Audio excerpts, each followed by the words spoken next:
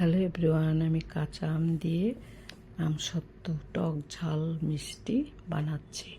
আমগুলো পিস করে কেটে নিয়েছি, তারপরে প্রেসার কুকারে জল দিয়ে আর এই বাটিটাতে জল ছাড়া ওই স্ট্যান্ডের উপরে বসিয়ে দিলাম। 3টে সিটি মেরে নিলাম। এখন ঠান্ডা করে নামিয়ে নিয়েছি।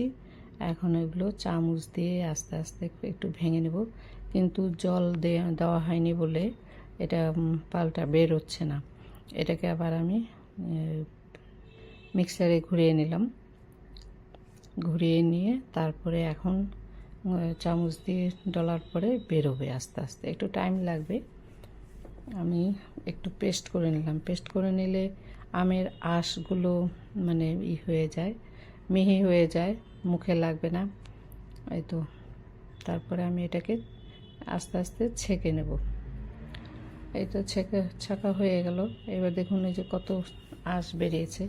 এবার কড়াইয়ে গরম বসিয়ে দিলাম। অল্প চিনি দেবো, বেশি দেবো না, কারণ আমগুলো ভালো কম টক।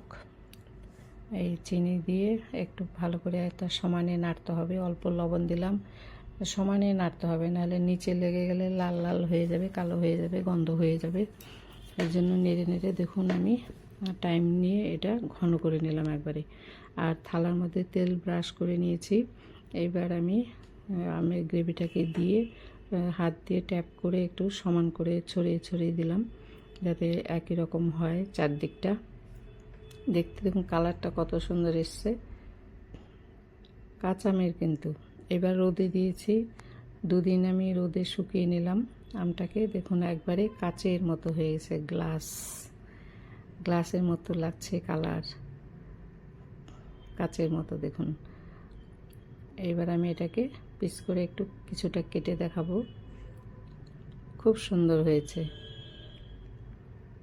মানে পিস করে একটু কেটে দেখাচ্ছি। টক ঝাল মিষ্টি, এটাতে ঝাল একটু লাগিয়ে খেতে হবে। আমি এখানে ঝালটা অ্যাড করিনি, লঙ্কার গুঁড়ো। আমি শুকনো লঙ্কা ভেজে গুঁড়ো করে লবণ দিয়ে তারপরে ঝাল বানিয়েছি। এই দেখুন আমি কিছুটা পিস করে কেটে নেব, আর কিছুটা এমনি লম্বা লম্বা করেই কাটা থাকবে। এই যে পিসগুলো হয়েছে সুন্দর, কত সুন্দর, একবারে কাচের মতো লাগছে রঙটা। এর মধ্যে আমি কিছুটা ওই শুকনো লঙ্কা আর লবণ দিয়ে ঝাল লবণ বানিয়েছি, ওটাকে একটু ছড়িয়ে দিচ্ছি। এতে খেতে খুব ভালো লাগবে, টক ঝাল মিষ্টি। অবশ্যই আপনারা বাড়িতে ট্রাই করবেন।